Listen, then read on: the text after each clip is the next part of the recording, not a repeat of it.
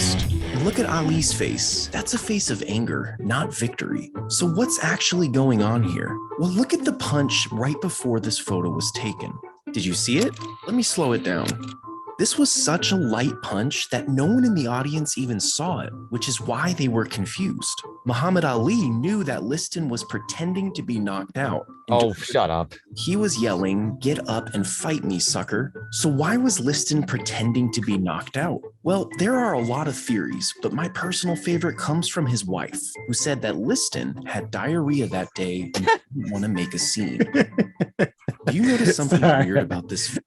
That one got me. I mean, as a a former professional, and then I still do some videography here on the side, and someone who got roped into that one because I know that event. I know Ali. There's all kinds of theories. Like Liston had gambling debt. He was in with the mob. He was told to take a dive.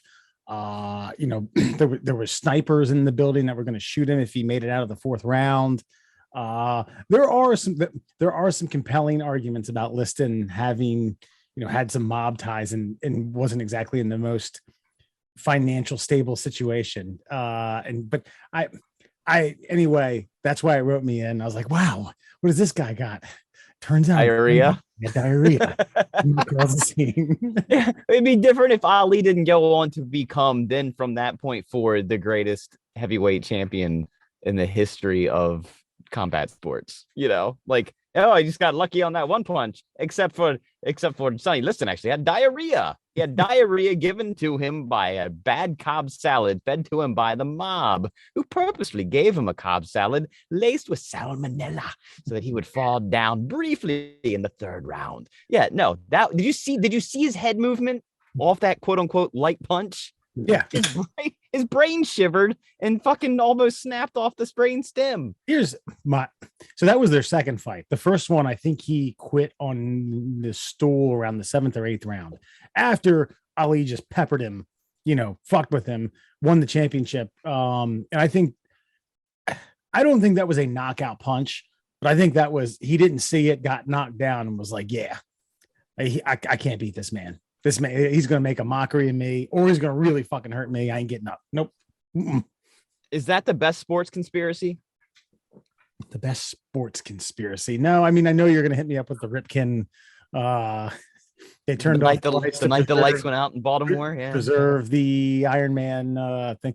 I mean, I think of some others. I don't know. The Maradona hand of God's not a conspiracy. That's just an event. Yeah. Let me see. I mean, here's the thing. Well, you tackle that one. The lights went out in Baltimore. Come on, it's baseball. If they really just wanted to preserve the streak, like Cal could have just limped his way out the shortstop and just like prayed that they, maybe throw balls like all either outside or inside and hope the guy just fucking knocks him down the first baseline. Doesn't have to move for an inning or two. Yeah, he could have showed up a little later, just got into the game. There is the Ted Donahue. Remember, does that name ring a bell? He was a NBA ref who did have some, and then he claimed that a couple of the LA Lakers games, but most importantly, Game 7 of the 2002 or Game 6 of the 2002 Western Conference Finals, because you can tell like the free throw disparity. The Lakers shot something like nearly 50 in the game. I think that the Kings shot 19 or 20 or something like that. It was still an incredibly close game. Yeah, but that's not conspiracy, because then that guy get like shit canned and also sent to jail. But he did. He got fired. The NBA let him go. He did do some time, and he admitted that he had some fraud. But the conspiracy is that that the refs threw Game 6 of the Western Conference Finals when the refs were like, no, we didn't. That the Kings fouled the fucking Lakers. They had Shaq. They had superior players, and they were hacking the shit out of them. Well, you do bring up conspiracies, and I'm actually really grateful that you did, because I've been thinking a lot about space and aliens and such recently. And I know you kind of hate this topic, but I know Alan loves it. Are we officially pivoting? Because I did grab up like a top 10 sports conspiracy theories, but I was gonna pivot. We can go back to the sports conspiracies, but the only reason I bring this up though is because I heard somebody talking about the internet, and they're like, be nice if I could get some high-speed internet around here. I mean, they shot images back from the moon back in 1969, but I can't get myself anything but a dial-up connection. I was like, wait a minute, they make a fantastic point, actually. They said that at the end of their sentence. At least in my mind, they did. I'd already pivoted in my mind to the fact they brought up a good point, though. 1969, we've got broadcast images from the moon. We can't even get, only till now with Elon sending up Starlink, can you get low latency satellite internet? And it's not even available worldwide yet. I can't get even here in Cecil County, Bodunk, nowhere, fucking no fiber optic cables, Cecil County. Yet back in 1969, they could send a broadcast signal from the moon. I'm not saying they faked it, but if they didn't, they probably should have. And if they didn't, where is that technology now that can beam a signal within 2 seconds from the moon to the earth to your television screen? So the conspiracy is we didn't go to the moon. Alan, do you, I mean, my take on it is just a logistics issue. There's a lot of people, you know? No, I agree. I agree with nobody opening their mouth. I agree with you on that point. But how did we do that then, but we can't do that now? No. I mean, logistically now we can't do it because it's 300 some odd million people and X amount of households, some of which are in remote areas. I mean, it's just, you know. I was going to say, plus the I think that's part of it. It's a combination of it's greater population and the technology. We have the technology to do that. You can fucking see people on the other side of the world with this thing, right this second. So we have it. It's just that that costs a lot of money, and we all know how the world works. The poors don't get them, and so that's just how it goes. I make it that way. That's just the game. I think that's the bigger issue. Is just now it's who's going to spend the money to give them the fancy technology? No one. No, but I'm not a dirty poor, and I don't have the fancy technology. I want the fancy technology. Yeah, but supply and demand. There has to be other people around you that exactly, and you also live in an area where I think one might say that it's more likely to be resistant to change. Along with the resistance to change comes the lack of infrastructure updates that get you high-speed internet. Remember, vote for your city councilman who will get you broadband internet. Well, I was reading up on this, and I just want to 7 watts of power is what they utilized on this camera, right? And then it had to be able to communicate back with telemetry data, radio, and video. And this is what the fuck they did. They invented the unified S-band. They shot 10 frames per second to Australia, to where they then turned it to standard definition, to where they then beamed it back over to the US, to where they then beamed it to the fucking broadcast stations to beam to the world. I'm just saying, that seems like a hefty amount of work. If they didn't fake it, again, they probably should have. It would have saved a lot of resources, a lot of costs, a lot of money, a lot of time. We could have just believed it anyway and just moved on with life. We even use the Australians for something. Could you imagine right now being like, hey, Australians, do you want to help us do this thing? They'd be like, are you serious? Y'all are fools. Yeah. And you're talking about 2022 Australians. This is 1969 Australians. Like, hey, mate, what you want me to do? I'll hook this battery up to the wallaby. Yeah. They were basically just still criminals. Yes. It was more or less that Mel Gibson movie was Road Warrior. Road Warrior. Okay. Well, no, it's not. It's not Mad Max. Mad Max. Yes, that was one. Road Warriors was 2. Sorry. Yeah.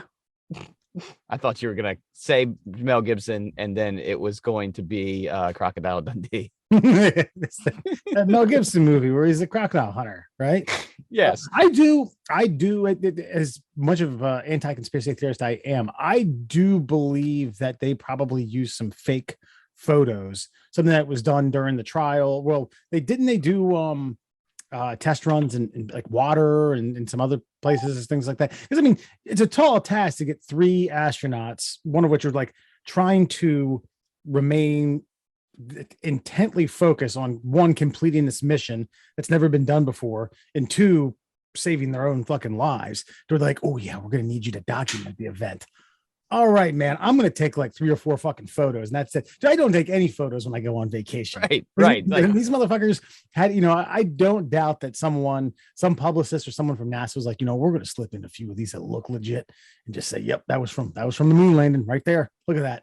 Well, they did a lot of test runs at night in the desert because it's super cold, and that would simulate, kind of the environment they were in on the moon. And you're right. I think what they thought was they were working their asses off and like, all right, yeah, let's slip in some of these publicity photos because they came out a lot crisper than what we had on the moon. I mean, it was one take. We didn't know. We had to develop the shit. So we'll just slide those in there. Nobody's going to care. They know we did it. And then it's like, well, wait a minute. Isn't that a desert rose blossoming on the other side of that rock? Oh, shit. Ah, son of a bitch. There's and then like you can't. There's like 100-year-old Kodak employee fucking just still lingering. He's got no communication with the outside world. The U.S. government's just cut him off until he dies. But he's got the secrets, man. He's got the story. Bob Woodward's gonna come out like next 10 years, and this guy dies, and like, see, fucking fake Kodak employee. Totally right. He's got the receipts right here. Fucking just developed a couple of films, slid them on in there, passed them on to ABC News. Fucking good to go. Documentation. History, folks. That always cripples the conspirators. History. They just can't handle documents. They document everything to a T. Those Kodak employees were meticulous. Mm-hmm. Yeah. And I'm also starting to question all of my beliefs in aliens and UFOs. I think, I'm sorry to completely derail the sports conversation, but I'm starting to believe that the government, in fact, has alien spacecraft. And the only reason they're telling us that there's aliens is so that we don't believe that the government has alien spacecraft. Does that make sense? Mm-hmm. Yeah, it's a diversion tactic. So you tease it with a little bit, you dangle the carrot, and then it's also, it's like, hey, look over here. Don't look here. Hey, pay attention to this. Don't pay attention to us. Well, like now, if you see a UFO, they can be like, yeah, fucking aliens, man. I don't know what to tell you. But in reality, we actually have spacecraft that can do that shit. We just can't hide it anymore because there's so many fucking cell phone cameras everywhere. Everybody's staring at the sky all the time with their fucking cameras on 24/7. They're like, yeah, there's fucking aliens. But I think we actually, that whole Bob Lazar story, I think it's true. I think they figured out the technology, and now they can't hide the technology if they want to test fly it all the time. And so now they're going to say, yeah, there's aliens, so they can fly that shit around and blame it on somebody else. This is like, I have a... Go ahead, Alan. I kind of like. I mean, because you didn't watch this shit, so don't even be talking. No, I have a good story about it. Eat my. Okay. It's interesting. That's not a good story. I didn't watch it. Yeah. See, see your way out of this conversation. A and B are here. So look, I think you're right, man. I think you're possibly entirely correct. He was like, we didn't have the capacity for it back in the day when he was spouting off at the mouth, and they were like, well, we got to railroad this guy because he's going to fucking spill the beans. And now we might have, like, we don't have an actual grasp on it, but we have like a little bit of a grasp on it. It was like fucking like Jeff Goldblum and fucking Will Smith fucking taking that fucking that alien spacecraft up into space. Like they kind of had the general idea, right? Like move stick forward and or backward, and figure it out. The captain saw it in action. God, the captain saw it in action. He could see, he could fly. He's like, he saw it in action. He saw it from behind it, so he figured that he could fly it, which made perfect sense in 1998 or whatever that fucking movie came out. So yeah, no, I think you're right, man. It could be that we've got one guy who figured out that he can fly it, but we can't really fly it because now everybody's got cameras in their hands and they're like, look at that fucking thing up there. Yeah, I think you're right. This is fucking genius, Mur. I think we've reached a breakthrough. Independence Day, 1996, by the way. Holy shit. That's the thing. Like, I've seen a dump truck go up and down my road and people hop off the back of it and throw trash into it. I don't think I could like whiz one around the streets of Baltimore because I've seen it. I don't know. I'm gonna go ahead and roll the dice here and say you could handle it. I'm just saying. I think the alien spacecraft is slightly more advanced than the trash truck. Right. Yeah.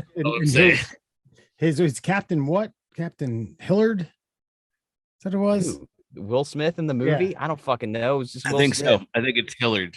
Yeah. I think that Will Smith and The Rock and people like that, they should just use their actual names in the movies now because he ain't fooling anybody. I don't think you're somebody else. I know who the fuck you are. You're The Rock. Arnold Schwarzenegger just go in like he's been talking with an Austrian accent for the last 40 fucking years and pretending to be an American guy that just lives down the road, like teaching your children and kindergarten. Why didn't he just go by fucking Arnold Schwarzenegger? Doesn't fucking matter. John Kimball. Captain Stephen Hiller. John Kimball. What I was going to say was, so I have a senior level architect, and that's a collaboration. Basically, he handles giant voice over IP installations for our company. And this guy is a whiz. His hourly rate's really high, but he can do what we set out to do in nearly half the time. You know what I mean? We budget up like 300 hours for a project. He can do it in 120, 130, whatever. But I had brought up Bob Lazar, and he over a teleconference that only me and him were on at this point. He goes, "Oh, you're familiar with him?" I was like, "Well, weirdly enough, we talked about him on my podcast." "Oh, you have a podcast? I'd like to listen to that. Can you send me the clip?" Yeah, and then that opened up Pandora's box to a lot of other shit, man. My boy, and I won't name drop. My boy is an old time hippie, and he believes smart as a fucking whip, but man, he likes it. He loves it. He congrats. By the way, he said good job. That was good stuff. Entertaining. Good. Well, what's his craziest theory? That's what we need. We need some crazy theories. We got into that, and then then it segued to 9/11. And he rattled off like 8 to 9 of them. He's like, "Oh, those buildings came down way too perfectly. There's no footage of it at the Pentagon."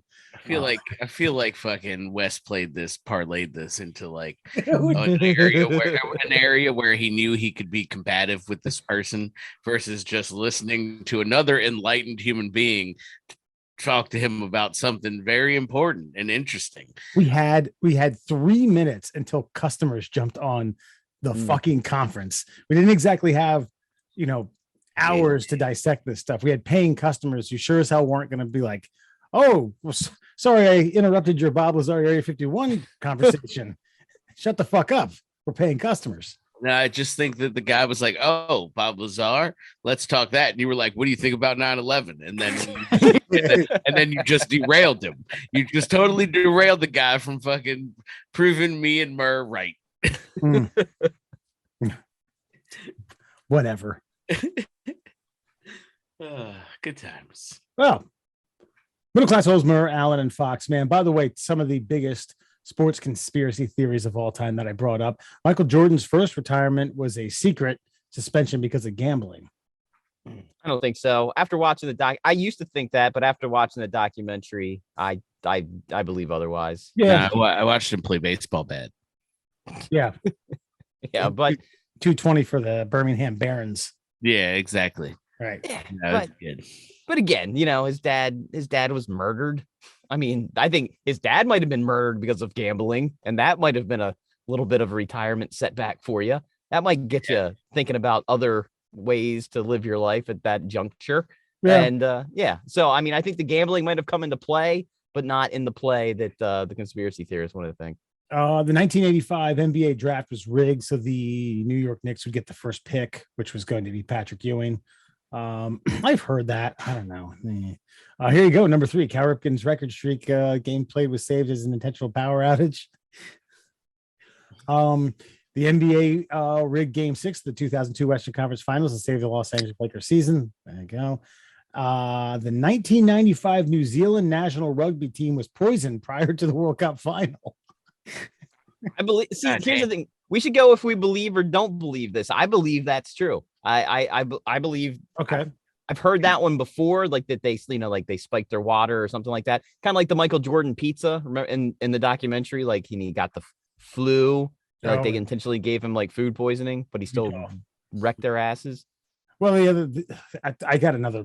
There's another key bit that they didn't mention in the Michael Jordan ESPN documentary. But this is why fans believe it. In front of their fans, South Africa defeated the heavily favored New Zealand squad in front of the final of the 1995 World Cup. Before the match, many members of the New Zealand team came down with food poisoning. And after the game, their coach blamed mysterious waitress named Susie. Ooh, yeah. Why it's probably bunk. One of the team managers is on record saying Susie was not a real person. Instead, the day before the match and after a big night out that left members of the teams feeling not too fit, the team drank what he called dodgy milk. All right, number 6, the NFL destroyed evidence from Spygate to hide what the New England Patriots were really doing. I think just because I hate the fucking Patriots, I'm like, yep. Mm-hmm. Yeah, that's true. You bet you. That's big facts. Wait, they're saying that the NFL. Yeah. Then would that be why maybe they went after him so hard for Deflategate? It's like you guys sullied our name and now you tried some other bullshit, so we're gonna rake you over the coals for something of lesser importance. Probably. Yeah. Pete Rose had a secret agreement to be reinstated in baseball after the lifetime ban. Yeah. What does that mean? Because he's still banned. Well, they're saying that so once he struck the deal with Major League Baseball, that there was a private handshake between him and Bart Giamatti that he would be reinstated at some point down the road. That after like a decade, that the bygones are bygones. Rose, you're back in. You served your time. Et cetera, et cetera. So is he going to get in the Hall of Fame ever? Do I think so? Yeah. Probably after he dies, they'll do it. Like the year he dies, you think they'll do it? Probably, so he can enjoy it. Yeah. Just to be an asshole. Probably. That's very baseball of them. Very Major League Baseball. Yeah. But I don't know. Rose is an asshole. So yes, that's true. But he's an asshole who can hit a ball. I can tell you. Sure. This is the night. Then it's the Phantom Punch. The rigged fight between Ali and Liston. Doesn't mention diarrhea, weirdly enough.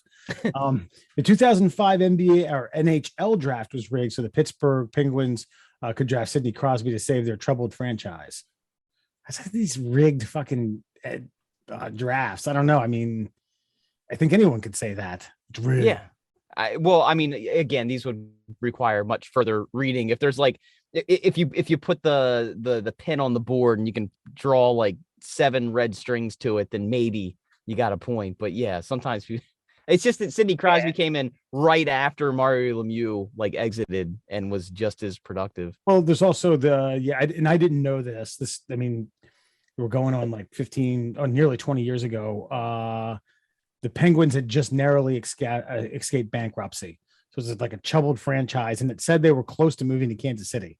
Oh, damn. I did not know. No, that would have been wild, man. God, that's like the I'm not an NHL fan, but if the Penguins were to leave, that's like the Rangers leaving New York.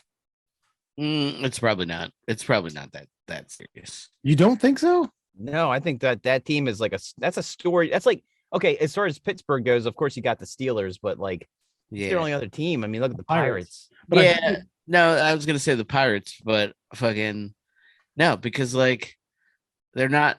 I mean, the Rangers are the Rangers, bro. Like the Rangers, like there wasn't in the original like 6 of them.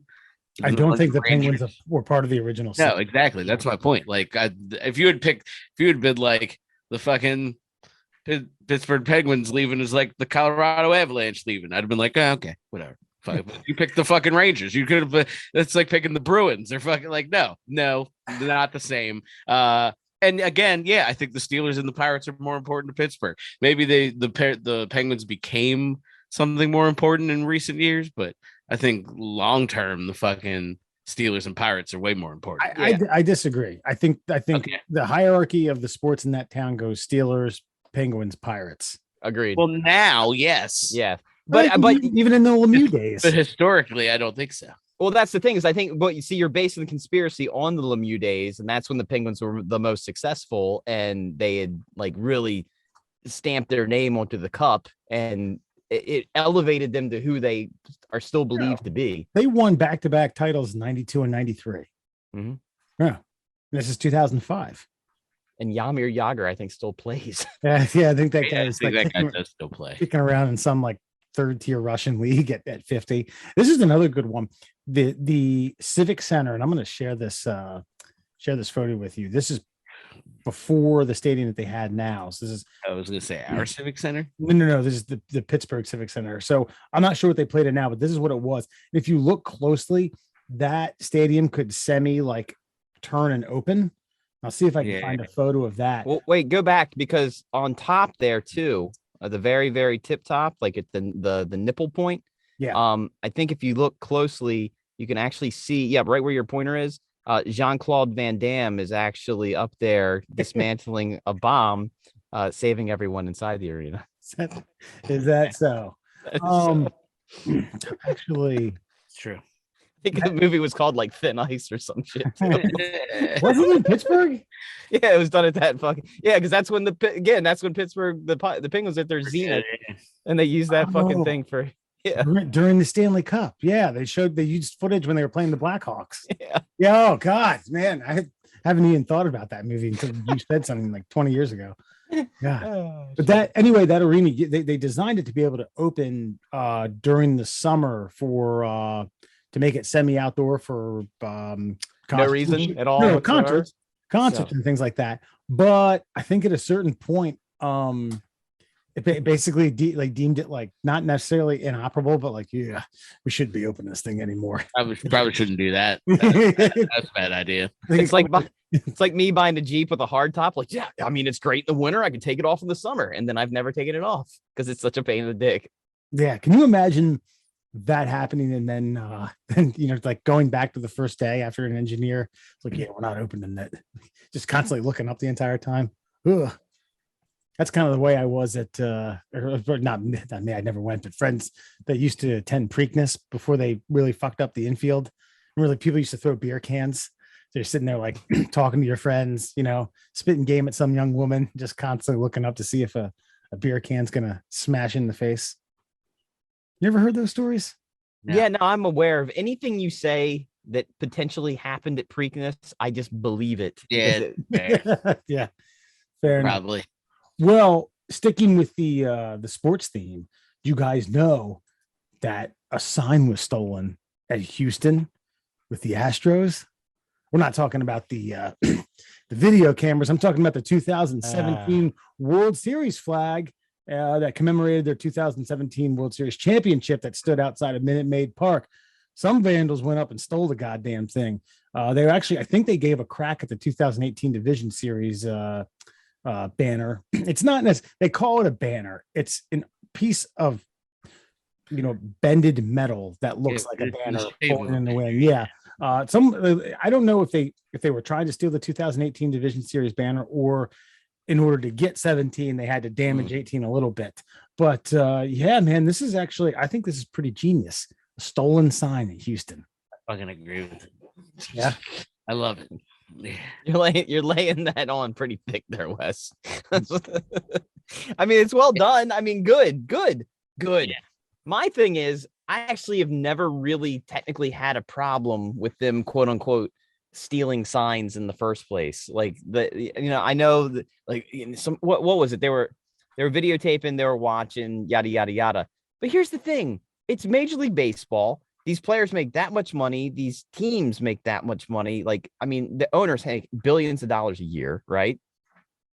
The owners? Yeah. Not billions a year, but hundreds of millions. Hundreds of millions, yeah. Some hundreds of millions, some tens of millions. There's got to I've always felt like the reason you have, you think about like Leslie Nielsen, Naked Gun, like doing all, have better signs. Have better communication, create a language that only your team understands. And if the other team cracks that code, then yippee-ki-yay, then they've got an unfair advantage against you, or a fair advantage, depending on how you look at it. Bro, you listen, sign stealing has been a part of baseball since baseball was baseball. Okay. Even back when it was, the Adam Sandler movie and John Turturro, and it was Sticky McStickins, and the Admiral Doubleday invented baseball, which is a joke, by the way. Okay, but putting a fucking camera next to the TV cameras in center field and having that relayed into a live feed into your dugout, and then you're like, all right, man, bash this fucking tin trash can if it's fastball. Don't do anything if it's bash this if it's a breaking ball. Nothing for a fastball. All right. I mean, come on. Yeah, but don't they have to just literally look down to see how many fingers the catcher puts down? Yeah, but they don't. This isn't fucking Major League where what's his face is throwing down one for fastball, or it's a little more complicated than that. Yeah. Well, not that complicated, because all they needed to do was see it, and they understood it. They read the language pretty quick. Yeah, but if you have a stream of it, it's very easy to figure out. Right. It's harder to figure out when you're getting flashes of it every 2 seconds. Yeah, guy on second base is like taking a peek at it. And you got to get a guy in position to look at him. Right. Like, yeah, these motherfuckers were straight being like, all right, what's that? Yep. Yeah, that's making like they had the time and the resource gave them the time fucking to be like, all right, so that's one is fucking fastball, got it. The three is fucking curveball, fucking outside corner. Like they had time to dissect it. They fucking enigma machined fucking pitchers. Fucking like they didn't just steal them, bro. They were like, yeah, let me decode these and then we'll use them. Sure. You can't tell me though that there's not a guy on every team sitting out center field, binoculars, staring at the catcher's crotch, like figuring out what they do. Wait, so the team sends a fan into the center field bleacher seats where you can't sit directly in center field anymore because there's the batter's eye. So it's somewhere in the outfield with the binoculars and they're relaying in, hey, this is what I think. I don't know if maybe. I wouldn't put it past them. I mean, these guys were just like, let's just sidestep all that bullshit and get some Sony cams out there. Let's just fucking do it the right way. Jimmy's eyes are getting fucking beat up. We're tired of this shit. At least the guy thing makes it like there's at least some room for error. You know what I mean? The stream, I think the video stream of signs is just a step too far, I think. Yeah, the steady, like the live feed into your fucking clubhouse, and then then you're paying someone $75 a game to beat on a tin trash can. I'm not saying they didn't go a step too far. Okay, they got comfortable doing something shady, but you know what? They will forever be etched in the record books. They will forever have that ring. The only thing they won't have is the rusty metal sign that's now missing outside the stadium. Well, the original one. I'm sure after a month, the team will say, fuck it, we're putting up another one. Yeah. This time we're going to put electric feed on it. They get real butthurt about it. Yeah. They can put up a camera in center field to steal signs, but they can't put up a fucking camera in their goddamn right outside of the stadium. Security. They got it out there. It's just pointed the wrong direction. That's right. Like the Pentagon during 9/11. Oh, Jesus Christ. So they had a camera. It had low latency fucking connection. Right. Last thing I want to get to before friend or foe. Do you guys see this video of the kid solving 3 Rubik's cubes while juggling them? All right, so juggling is hard. Solving a Rubik's cube is incredibly difficult. I've never done that. I've heard people say, "Oh, you just got to keep the middle one the same." Like, all right, thanks, man. I appreciate it. I'd rather just untake the stickers off and do it that way. Well, they've changed the Rubik's cube, by the way. It does not have stickers anymore, and you can't pull it apart either. I can solve a Rubik's cube, but it takes me, if I'm seasoned, if I've been doing it for a while, it takes me 4 minutes is the fastest I've ever done one, but it's about 10 minutes if I'm just doing it. All right. Well, this kid, 19-year-old Angel Alvarado, solved 3 of them while juggling them in 4 minutes and 31 seconds. Fuck that kid. And fuck his parents. He's probably not good at anything else, right? No, his parents they're probably abusive, and they probably he probably hides from them in his room, and this is his only outlet. Is that your psychological summarization of this kid?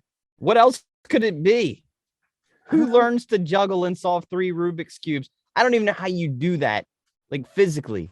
Like, how do you do that? Like, I mean, it's practice and time, right? So that means you want a lot of time to yourself away from other humans. They're probably abusing you mentally. Is he am I understanding this right? Is he solving them whilst juggling? Like, yeah, as he's juggling with juggling them while spinning them with his thumb and getting the, solving the puzzles. That's pretty good. I think it's hell of an endorsement. That's pretty good. Yeah. Well, I just think it's not like, I think I have solved a Rubik's Cube and there is a process to it. It's just fairly simple. Now, like, I didn't devote enough time to fucking mastering it like blindfolded and shit. But having solved one in theory, yeah, you can absolutely like if you did it enough, you could feel your way through it. So I definitely think it's easier. So the juggling's probably the harder fucking part than solving. Yeah, but even if you know how to solve it like blindfolded with one hand, right? Like you still have to like catch it at its right. You know what I mean? Like you got to know which way you're flipping, and you also have to. I mean, there's 6 sides, so you have to catch it on the right side to like manipulate and then throw because you don't have time. That's what I was gonna say. Like as someone who can juggle and can juggle pretty well, if you give me like they make juggling balls that are designed to like to be some semi-absorbent and be able to do that easily. Like tennis balls aren't. Yeah, you can if you can juggle, but they're not ideal for it. Rubik's cubes, I assume, are even less ideal to juggle. Yeah, that's fair. But if you, as a juggler, then you should know it's really just all timing. So yeah, with a fucking obscene amount of practice, this doesn't seem illogical because then it's just all timing. You just have you have to just start and stop where you know you're going to be. And then if you keep a tight fucking juggle, because like I can kind of juggle, but not really, then I would assume that you could kind of time the rotations of the fuckers every time they go around. But okay, I get what you're saying. I agree. You know what I mean? I agree in part, but using some of that same logic, someone who's rolling a die in craps could say, I can time it. I can throw that down, like because you're throwing basically what Murr alluded to earlier. You had to get that perfect like side of the Rubik's cube in order to use your thumb to manipulate it before you chuck it up in the air again. Yeah, but so like I think of it differently because once you let the like your example, once you let it die out on a craps table, it's fucking now at the mercy of a table, a wall, and just fucking its own momentum rotating it. Whereas like when you're throwing something, like if I were to throw my mouse in the air, I could throw it up just high enough for it to rotate once and land exactly the same way in my hand every single time. Yeah. You get what I'm saying? Yeah. I think you could do the same with the Rubik's Cube if you just had an obscene amount of time to fucking practice it. Yeah. Sure. But see, now you're talking about practicing solving one blind, basically. Then you're also talking about learning to just juggle. Then you're talking about learning to juggle with precision. Yeah. Yeah. And combine all of these 3 skills into one, which comes back to my theory that he has an abusive home life. Yeah. He was locked in his room. Okay. So the world-class Rubik's Cube juggler has a shitty home life. That's what we're determining. But we're going to determine something else in a segment we like to call Friend or Foe. That's right, my friends. Time to read a news story to you. See if you agree or disagree. Friend or foe. And this one comes out of Charlotte, North Carolina, where federal authorities say a man has been arrested in North Carolina after he was stopped in the city's airport with more than 23 pounds of cocaine. And for you metric system users out there, that's 10 kilos concealed in the seat cushion of his motorized wheelchair. U.S. Customs and Border Protection officers encountered the traveler while he was coming through Charlotte Douglas International Airport from the Dominican Republic. Quote, his answers didn't match up. His physical purported handicap did not match up. That was a telltale sign. You don't say there, Jim Bob, that there was something suspicious going on. The 4 packages containing cocaine were discovered within the seat cushions and had an estimated street value of $378,000. The 23-year-old man was charged with trafficking cocaine. Officials say that he was a lawful, permanent U.S. resident. So he's one of these guys, locked up abroad, but locked up here and not abroad, which is the best place to be locked up. But friend or foe, the handicapped, should they get away with random shit because they're handicapped? They already have a struggle in life that they have to cope with. Do they really need to be bothered by Border Patrol agents? Or foe?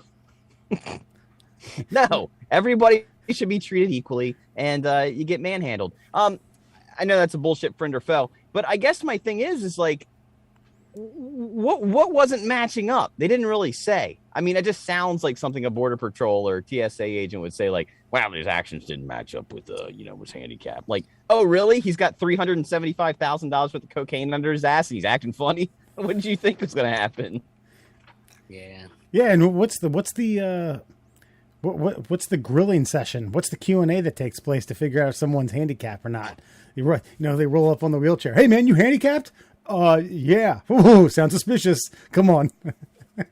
Well, I guess my point is the real friend or foe is like, should if somebody using a device to get around, should that device always be stripped down and searched, or no, it should only happen when someone's acting a little funny? Because actually, Wes, the reason I like this story is because I learned something from you back in the day. There was a time where you had a set of crutches and you were making your way into I don't remember if it was a wrestling event or a musical event, and you stashed stuff that you wanted to take into the concert inside of the crutches. And then as soon as you got into the venue, I ditched the crutches. He just dumped the crutches and fucking walked on. And I was like, that was fucking genius, because nobody fucks with the handicapped. Yeah. Had the ace bandage around my ankle and everything. It was genius. Nice. But this guy didn't get away with it. So anyway, the point is, friend or foe, should you call extra attention to them because they could always be hiding something on their persons, or foe, no, unless they're acting weird, you let them go. Alan, what do you think? I think, yeah, unless they're acting weird. Like, honestly, I don't care so much about like if they got away with it, if they always got drugs through because they had wheelchairs, I'd be fine with it. Like, it's the only times I get really upset is like when the handicapped people inconvenience me personally. And I know that's very selfish. But it is what it is. So like, this doesn't inconvenience me. So I don't care. Let them smuggle cocaine in the backs of chairs. What's the big deal? They got rough life, man. You got to pay medical bills. You know how much wheelchairs cost? Damn right. So yeah, no, I'm fine with it. I friend cocaine smuggling. I don't know if that's the question here, but yeah, that's fine. That's a fair answer. Wes. I mean, so let's be clear. I think the security at Nissan Pavilion in Virginia for a Jimmy Buffett concert is a mere cry. It was a little lax to the folks at Charlotte Douglas International Airport. So is it?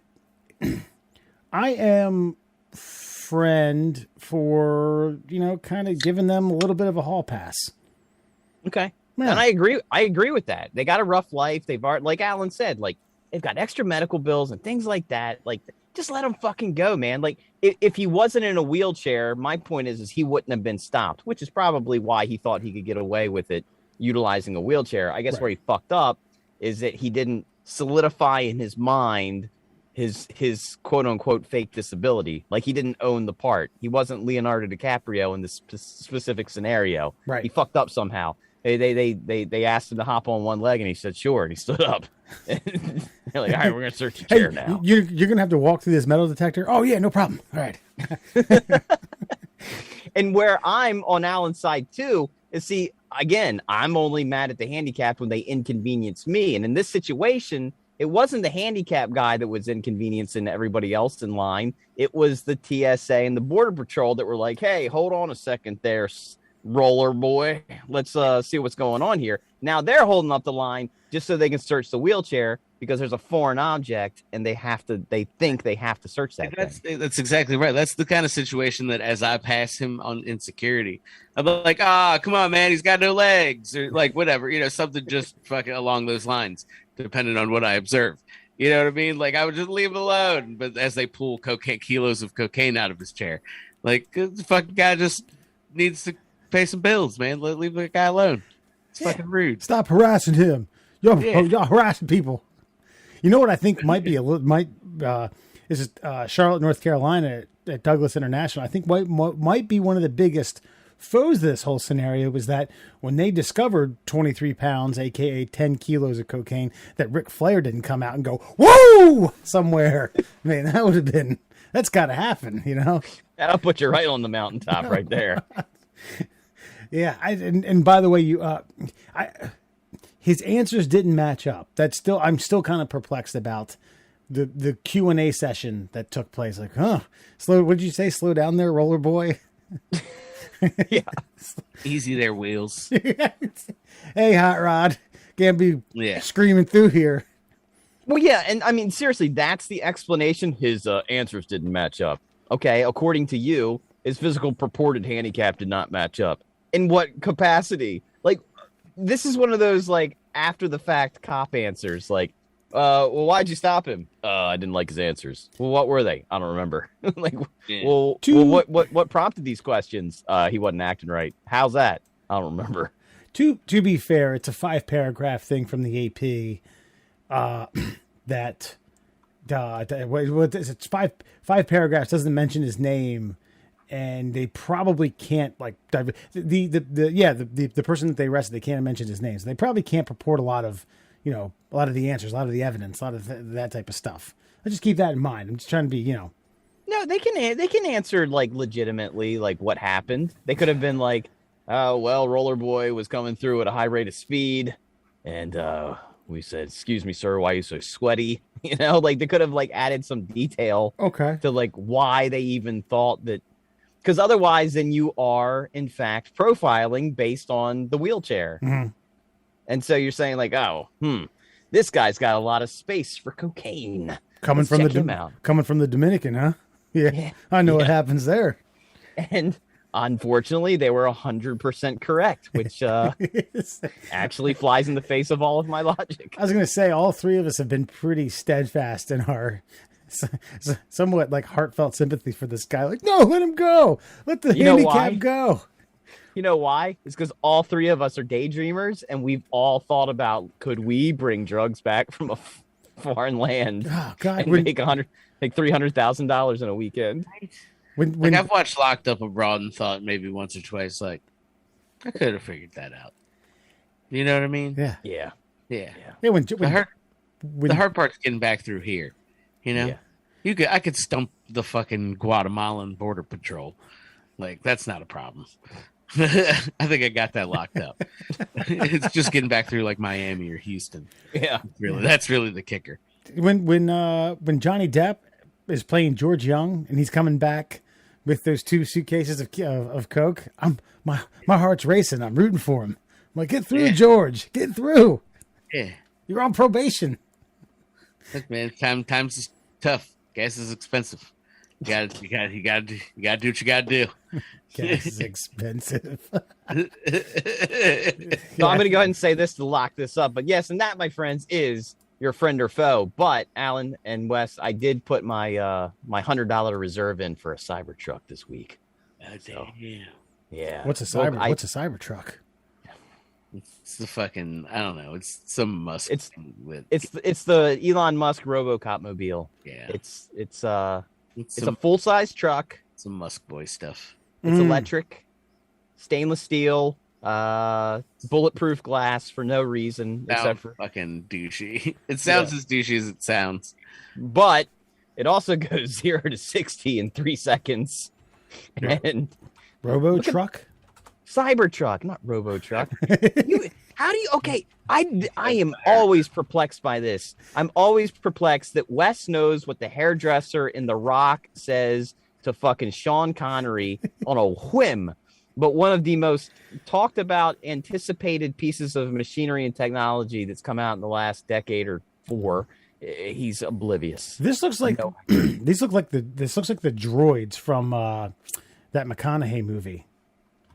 Which the one where he's in space. Oh, Interstellar. These look like the things that can break down and run out and save people from the ocean planet and stuff. Look at that thing. Yeah. Wow. Yeah. They're fucking extra ugly.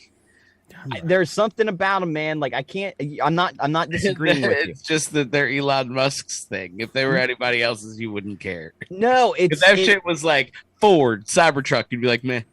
No, it's the technology that's in it. It's the fact that it's on air suspension and you can raise and lower it up to 12 inches. It's the fact that you can tilt it like 30 degrees so that you can like literally roll shit in there. If that was the 2023 GMC Jimmy, you wouldn't be after it. You're 100% correct on that. You are right. That's what I'm saying. Yeah.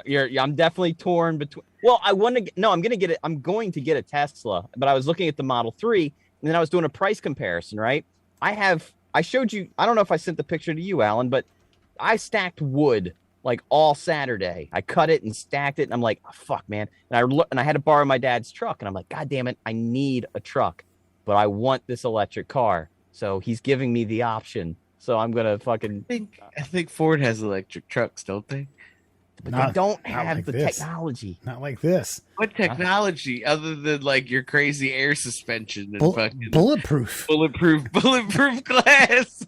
You never know when I'm going to be involved in small arms fire, and it might happen. It springs up every now and again. You never know when the world turns into Minecraft and you've got the vehicle to fit in, or RoboCop. But check this out. Or fucking Demolition Man. It's $50,000, which is comparable to most full-size trucks. That's not terrible.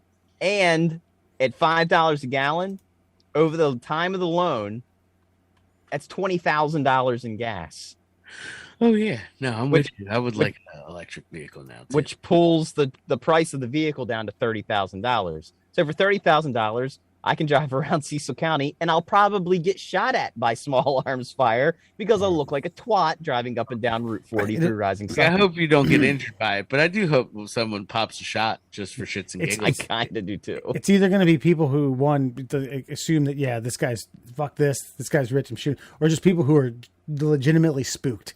Whoa, what the hell's that? Aliens! Boosh, boosh, boosh. Like, I remember the fucking truck from Halo. Yeah. You ain't fooling me, motherfucker. Shit. Well, we're pulling for you. How many contestants are there, roughly? Do you know? Well, if I'm basing it simply on the number that was assigned to me by the reserve, it's in the millions. So it's probably going to be 2 years before my number pops up. So by then, I might be able to afford it. Yeah. Well, fuck it, man. You get a truck. Give what you have now to young William when he's getting that learner's permit. Get the new 2023 GMC Jimmy. Yeah.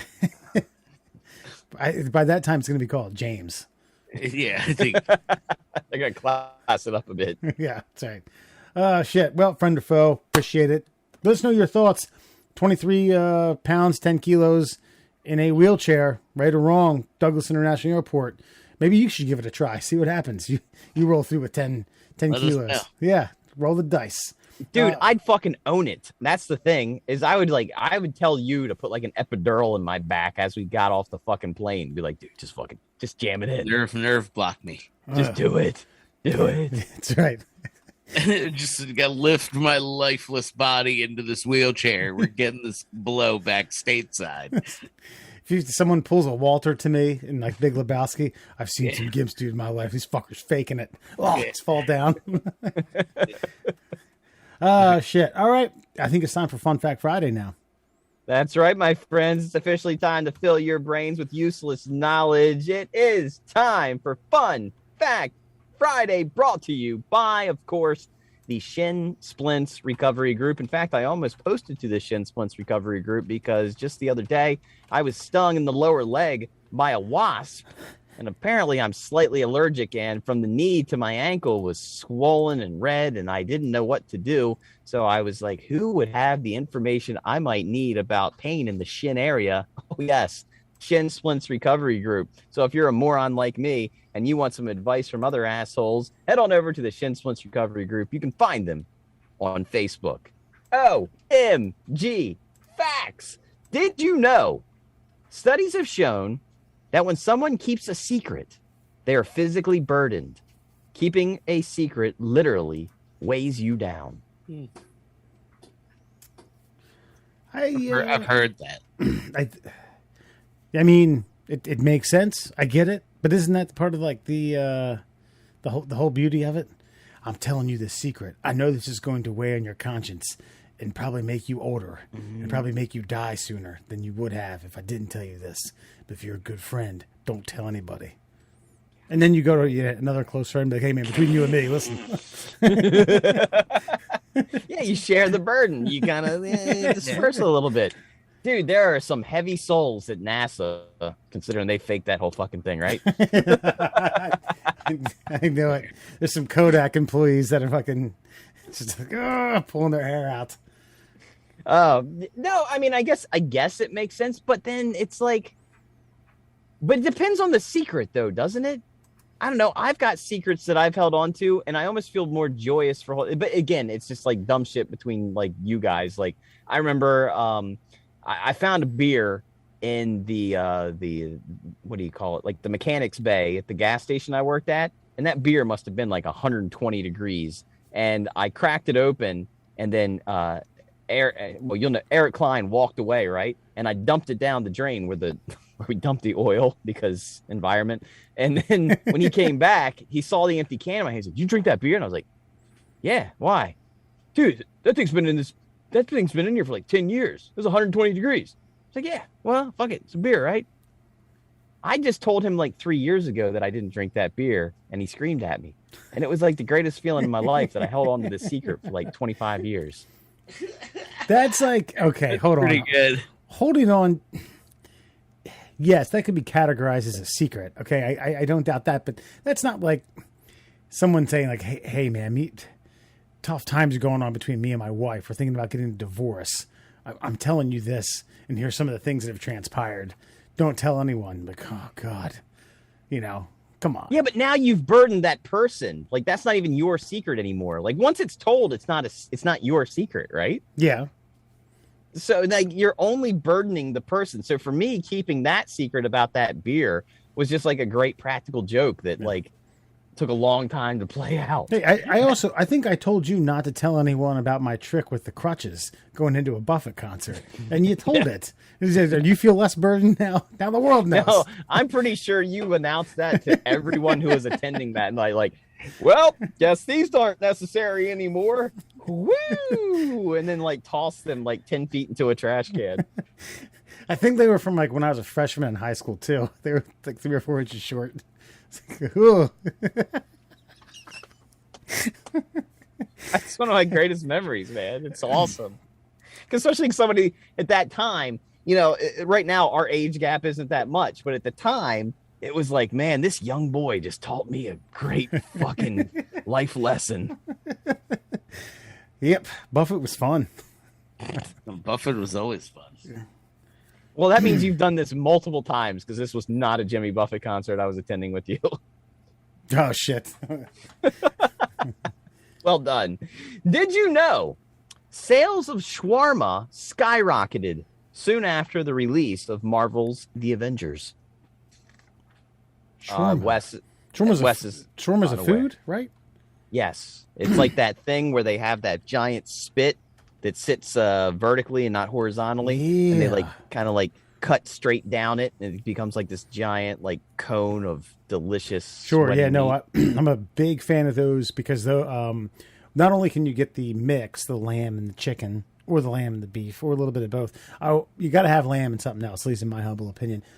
Those places always undoubtedly, they have some sort of like small ice cream scoop that you can get some fiery hot chili peppers thrown in that sucker, along with the rice and the grains, or a salad or whatever that you like. I like arugula. You can get the tabbouleh, the hummus, all the other stuff mixed in there. But they got that fire shit, that like 3 pepper rated extravaganza. But it's funny that you don't know. You have no reference to why that's important. Was it Iron Man? Yes. 1 or 2? The 1? No. Avengers, like it said in the fact. Which the first one? Jesus Christ. So what happened was it Age of Ultron or the first one with Loki? Oh man, Jesus. Whew. Yeah, no, actually he's right. It was the first one with Loki. What happened was Robert Downey Jr. noticed there was a place that was selling shawarma, and he didn't know what shawarma was. So he improv'd in the scene. He's like, after he almost dies, he's like, yeah, I saw a shawarma place down the street. When this is all done, we should go have some shawarma. Well, he fucked up production because then they had to film a whole new scene, and Chris Evans had already grown a beard. So if you watch the cut scene at the end of the credits, Chris Evans has his hand over his face because he's grown a beard for Captain America for a different movie, but he's dressed like Captain America, but he's got to cover his face because they had to then shoot a scene of the Avengers eating shawarma in a blown out restaurant. Okay. Yeah. Okay. Yeah. And no one knew what shawarma in Cecil County was until that movie. And then I've since had shawarma. So Yeah. well done. Nice. Where'd you go? I don't know. I think I I was like, where did you find other brown people to make you shawarma? I'm just kidding. I made shawarma at home. Okay. I just stacked meat and shaved it. Just That's where that pork taco thing came from. The big tower of meat. stacked lunch meats until they fucking. Then I carved them long ways instead of called it shawarma. Used shaved turkey from Threw it in a pita. It's good to go. I threw it into a flour tortilla. Yeah. The worst. Did you know the longest known record for constipation? Want to guess? Ooh, 2 months? No. Alan? 6 months. Ooh, no. You guys are right. One's high, one's low. 102 days. Okay. Damn. So shade over 3 months. 3.5. Yeah. months. Yeah, about 3.5 months. 3.5 months of not taking a shit, but having to. How do you That'd not? be terrible. How do you not die? You not die. Yeah. It's a Yeah. good question. Well, this harkens back to one of our most successful fucking clips that we've ever had, is that chick taking a shit all the way down the bowling alley, like the full length of her intestines. Right. Like, I mean, how long did that take to build up? Because that wouldn't have been 102 days. And then when I mean, hers was like that was like a week, I think she said. yeah, But with a very specific diet too, wasn't? She wasn't was basically just eating fucking fiber. Yeah, I remember that clip too because Alan was like, "Yeah, you just unclog it, you know." And I said, "No, I don't know because when I sit down on the toilet, I just poop. I don't have to uncork things." Yeah, well, she physically corked it, so the natural progression of things was to uncork it and see what happens. Oh, on roller skates, nonetheless. Yeah. Well, I mean, It's just that it's turd's going to odd. propel you forward. Yeah, you just fucking somebody behind you just gently rolling you forward as you Yeah. That's someone burdened. That's someone burdened with a deep secret. or there. pulling you. They could pull you like if you were just holding on to a rope. Like I'd elect to pull. I wouldn't elect to push. Hey, look, I don't know what you're into, man. It's like a crank system too. I mean, well, because if you're behind her, man, you gotta straddle the gutters and just Hope these lanes ain't slick. 102 days though. Wow, that's that. I mean, Jesus. That person could have undoubtedly beaten the bowling alley longest pooper. You know, what's the poop like after that one? I don't know. Yeah, I imagine unless not it's like fun. Stan And hard. Stan Marsh getting like shot up in the air 8 feet. You know, when he. Okay, what point do you start to question what's going on with your body, though? Randy Marsh, sorry. Well, at what point do you question? To me, it's 2 weeks. Shit, to a couple days. Yeah, I think the 3-day mark, I get a little like, what's happening? And then, 2 weeks, even a week. I mean, something's got to be alarming. Yeah. Well, because for what I'm getting at, like because I went through my my workout phase here. There was a point where like I just remember 3 days had gone by. I was like, when was the last time I pooped? And then finally I took a shit and I was like, okay, good. But I feel like at 2 weeks is when I would seek medical attention. You know, like I would after a week I would probably go buy some like over the counter, like, sodium citrate or whatever the fuck it is. And if nothing happened then, like 2 weeks, I'm like, all right, I need to go see a doctor. And that's 14 days. Yeah. It's not 102. You know, I was like 12 or 13 once, woke up in the middle of the night, excruciating pain. And this wasn't like, at that point in my life, I wasn't waking my parents up randomly, unless I was sleepwalking, unless I was in dire straits. And I was like, hey, Mom, my stomach is just on fire right now. And it's like, oh, I'll wake up. And then by that point, my dad had woken up and they thought I may have appendicitis. Right. So my mom starts like pushing. She was like, no, if he did, where I'm touching right now would be super sensitive and then, after like 5 minutes, my dad's like, when's the last time you took a shit? I was like, oof. Yeah, it's been a little bit. Yeah. And so he went to a 24-hour drugstore, came back, got me some stool softener. And that next morning, man, shoo-wee. It's like Hiroshima, Nagasaki. Terrible. Yeah. Wasn't 102 days. I was 13. That was probably like 4 days. I got to tell you, though, man, I had to, prep for that colonoscopy. And I'll say, like, I feel like after a hard night of drinking, I've done much more damage to my colon than all those chemicals I dumped into my fucking system. I have destroyed toilets much more violently than what happened with all that Metamucil or whatever the fuck it is I took. Yeah. Yeah. Did you know in 1869, a dentist was the first person to add sugar to chewing gum? That's right. The irony. Is that irony? I don't think so, because I think that's a good business model. I think he planned that. Right. That's a good point. Damn. What a prick. Yeah. What are you talking about? But from that, we got all the, I don't know if we got Bubblicious from that, but we got all the great chewing gums. We got Wrigley's Spearmint and Big Double. Oh, Joe. Yeah, and we got all those, hour-long sit-down sessions in a dentist chair every 6 months. That's fair. I haven't been to a dentist in a long time. I think I need to go. Yeah. If you're getting cavities filled every 6 months, though, I think we got other issues. What? Like what? Hey, have you been pooping? No, like your diet. Yeah. You a chewing gum person? Yeah, my buddy read it on a fun fact. 1869. The dentist put sugar in the fucker. And finally, we're all about to learn a brand new word. Are you ready? Yes. Yeah. Did you know the skin that peels off after sunburn is called blipe? Blipe. Blype. Blipe. I feel like we've had a few things like this. Not the vocabulary word, but a few kind of very common,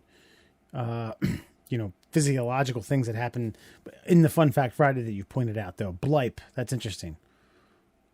Yeah. You ever eat your blipe? Just my boogers, man. No blipe. No blipe goes in my digestive system. Really? I like to poop regularly. There as a kid, I would peel some peel. It sounds so disgusting. Damn, your gold member here. Okay, go on. I'd peel a big chunk. Be a little salty, but other than that, just like nothing. Like like rice paper. Not that I've licked a lot of rice paper in my life, but yeah, like salty rice paper. Well, first of all, I think all this is pretty foreign to Alan because of like skin peeling and things like that. Yep, not a problem that I have. I did know that word though, but that's just because word. Really? Yeah. Wait, okay. Have you ever had honest question? Have you ever had a peelable sunburn? No. Nope. Wow. Yeah. Think about this. I'm going to be 43 this year, and I will say I've remembered at least 40 sunburns that I could peel in my lifetime because I don't remember anything before 3. Nope. Yeah, no, never had that issue. Yeah. Got so you never nature's sunblock. You never were tempted by salty skin to give it a try, an appetizer.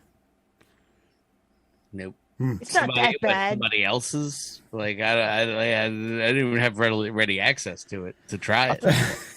I'll tell you what. I'm on vacation next week. I'm gonna be outside for a couple days straight. I'll peel you some blipe. I'll save it for you. Put it in a bag.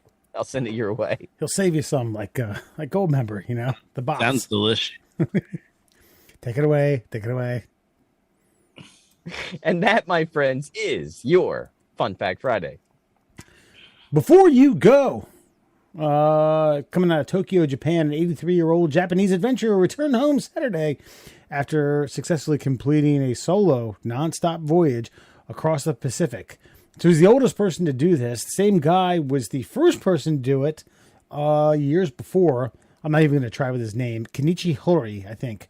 The first time he did it, yeah, that's it. Kenichi Hori. No, it just sounds like a Japanese porn star. That's right, yeah. Kenichi Hori. So yeah, the first time he did it was from Tokyo or somewhere off the coast of Tokyo into San Francisco. This time he did the reverse trek. 1962 was the first time he did it. He's been around the world a few times. 83 years, fucking young. Goes across. Took him, let's see here, 69 days. Damn. Your thoughts on human achievement? Alan, I got things to say, so go ahead. I mean, that's those Japs, bro. They're robust. Mm-hmm. They're robust people. I wouldn't be shocked if this guy juggled them. Rubik's Cubes, you know? Yeah, what'd you say? 83? 83, yeah. Like 83, that's like if he was a white person, he'd be 105. You know what I mean? You get what I'm saying? Like that shit's wild, bro. Like Alan's like reading my mind right now because I'm like starting dog years. I'm starting to feel like ethnicity and things should factor into some of these like age-related feats because an 83-year-old Japanese man is like a 110-year-old white man. Yeah. So like if a 110-year-old white man does it, like it should be an equivalent record. I don't know. Also, you know, we did the thing with Tom Brady and that other, what was it, Blanda, the other quarterback that played into his 40s. Yeah. And dude, homeboy looked haggard. Yeah. In comparison to Tom Brady. Tom Brady's like a male model still. He looks better now than he did when he was in his like 20s and 30s. So I just feel like these age records are going to continue to be destroyed and they're not as significant as they once were. Plus technology, I'm sure he didn't just take a fucking dinghy and raft it across the fucking Pacific. True, too. You know, he's got GPS, he's got, you know, all these fail safes. It's not as dangerous. I'm not saying it's not an accomplishment. It's not something I would attempt or I would want to do. But, you know, I feel like nobody cares because everybody does subconsciously realize that these things aren't as significant as they once were. I mean, I think it's pretty cool. What kind of boat was it? Did it say? No, and the picture doesn't really show that much. Adventure Return Home. No, it doesn't give me the model or make of the boat. No, it's if you saw any of these adventurers that go on these, it's like a little sailboat. Yeah, basically, and it can flip. You can go upside down and you'll be fine. It's not like here we go. It's look at that guy. No, look at that guy. It's nothing but sardines and rice. Old Japanese men turn into like attractive middle-aged Japanese women. That's amazing. Yeah. Either that or just like samurai statues. Just caricatures of samurai statues. Yeah. Look at that guy. Yeah, you think this guy is like a disgrace to his family because he's a sailor. He's not a samurai. He's not a samurai warrior. He's a sailor. He's most honorable. He fucking he covered the seas. Oh, yeah, he traversed the seas. He went past the land of the rising sun. Yeah, to America. That's the kind of guy that slaughters dishonorable families. Gotcha. You know what I mean? Like it's total opposite. You know, it's not like he's he's traveling. And again, it took 69 days, shade over 2 months from San Fran to Tokyo and back and forth. I mean, those are two ballin' cities. It's not like he's perhaps he brings on some rations, and then every now and then he's got to cast out and catch a bluefish or a shark or a orca, cut that puppy up and eat it and get to Tokyo.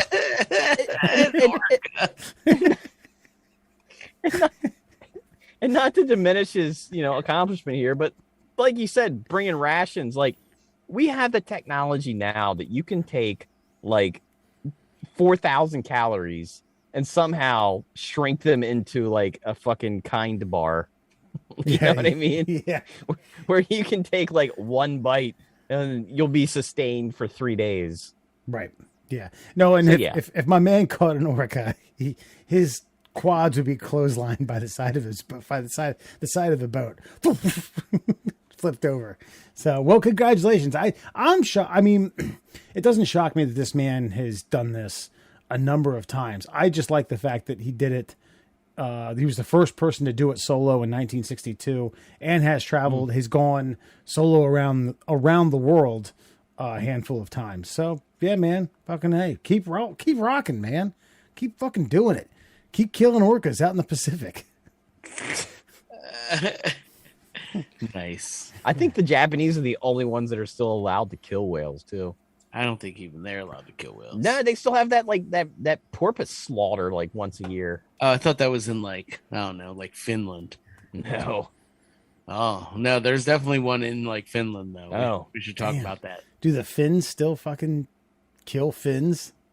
Yeah, they're like dolphins or something, some kind of like North Atlantic dolphin that they just fucking like herd up onto shore and beat with clubs, I think. What? You know, Scandinavians. Wow. That's what they do. I would like to attend that. I'm not saying participate. I would like to attend. Hold on.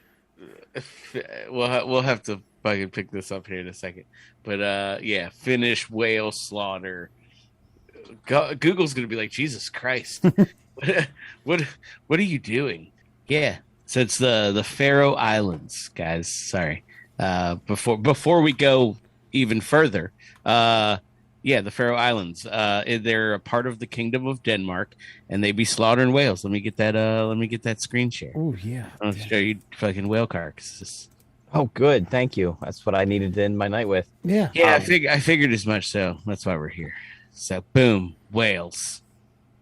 So they herd these whales, which are just like tiny. They're basically like dolphin whales.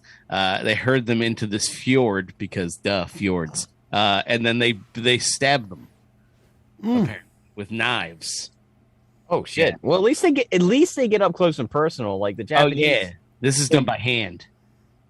Oh damn. Yeah, this is gruesome. And then like PETA was like, "Hey, stop doing that. Stop herding them and then slaughtering them so violently." Look, this video. Okay, we don't need to watch it. Yeah, I think I get the picture. Yeah, I'm good. Well, first of all, Wes was the guy who was like, "I want to go see that." That's true. You're right. He didn't say participate. I take it back. I get it. The Japanese have the Taiji dolphin drive hunt.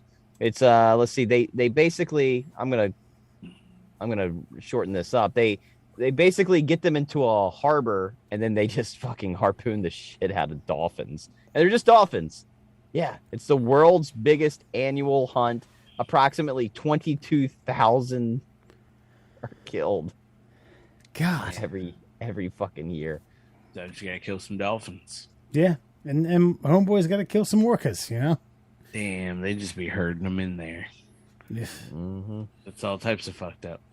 Well, Alan, if we haven't discussed it or disgruntled any other listeners, tell the children's. Well, yeah, if you're into fucking whale maimings, you should definitely follow us on Instagram. That's most of our content, and Twitter at MDL Classholes for Instagram and Twitter. You can check us out on Facebook and TikTok as the Middle Classholes, and of course, our favorite mode of communication, please email us at tickleourtummies@gmail.com. That's right. Shake your head, Murray. You know you love it.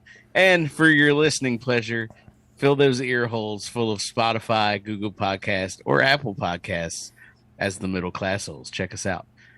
Hell yes. Yes. Dolphin murders. It's kind of our thing now. We're changing the name of the.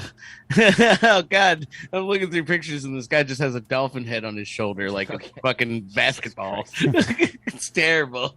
He's got to stop that. And real quick, an extra before we go. Wes, can you please explain your T-shirt this evening? Oh yeah. So this here is a original design by our good friend. Maybe I'll leave his name out. Who originally was.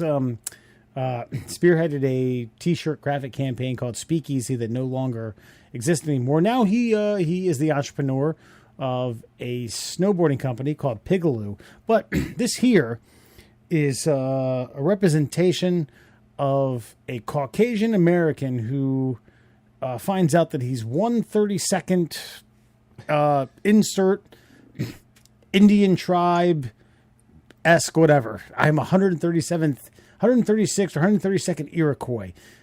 He started off as his name is Randy, and then he landed on the name Soaring Eagle. So this here is Randolph Soaring Eagle in the flesh. Oh my God. I like it. That's nice. Oh, Randy Soaring Eagle. I might need one of those. This is one of one, man.